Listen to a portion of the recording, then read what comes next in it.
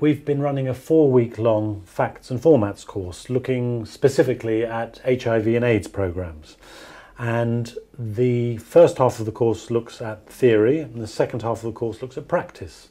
And in the theoretical section, we're equipping our participants with 5 major theoretical models: formats, story, creativity, learning and persuasion, and mapping.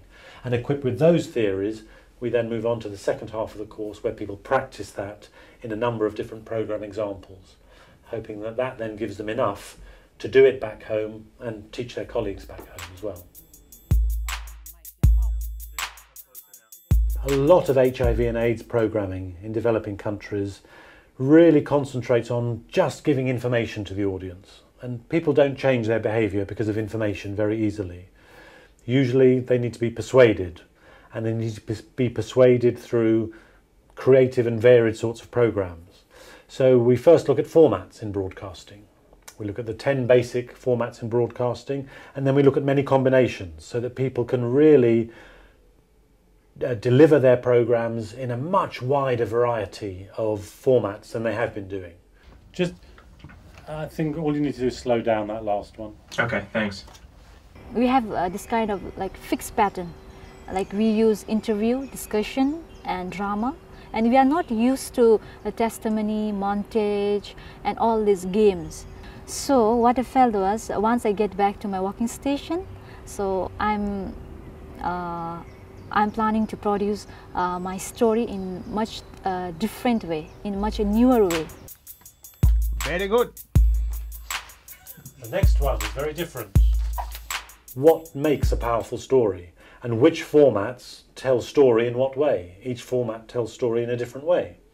So when you understand that you have 10 different ways to tell stories, and you understand what is essential to have an impact on an audience with a story, you already are head and shoulders above most program makers. I learned how to tell story through interview, discussion, demonstration, games, depending on how length is the story.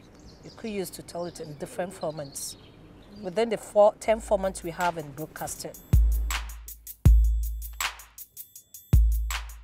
There are thousands of new programs waiting to be made, and in broadcasting we stick with a few dozen. So with this theory you can devise stories and formats in combinations that have never been made before and can really excite your audience. We were told we should have 10 ideas. Within those 10 ideas, I will get one good idea instead of concentrating on my first idea.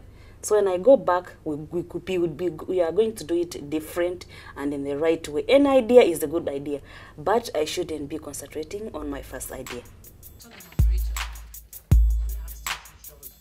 Sometimes you'll be teaching an audience a new skill. Well, then you're in the area of learning. Other times you'll be persuading them that something is possible which they don't think is possible or which they're not doing at the moment. So we look at learning pathways and persuasion pathways. And these then have to match your story. So if you understand how people are persuaded, you can then craft your story in any format or combinations of formats to achieve powerful persuasion. And I believe that through my programs, which I've been doing, they have not been that persuasive. People have not been learning because we have just been running the program, not identifying whether it is persuading the audience, are they learning anything. But through this course, I've learned a lot, and a lot of change is going to take effect when I get back home.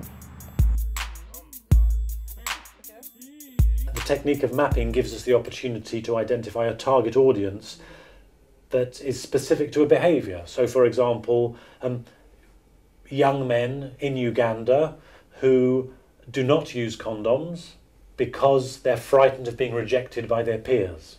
That's a really specific target audience that would come from the mapping technique. And this doesn't mean that if you're not in that target audience, the programme won't be interesting, because if it's a powerful story, everyone will be interested in that programme anyway, because it's an exciting story. But we know that there's a smaller target audience within the country who will really be impacted and question their current behaviour.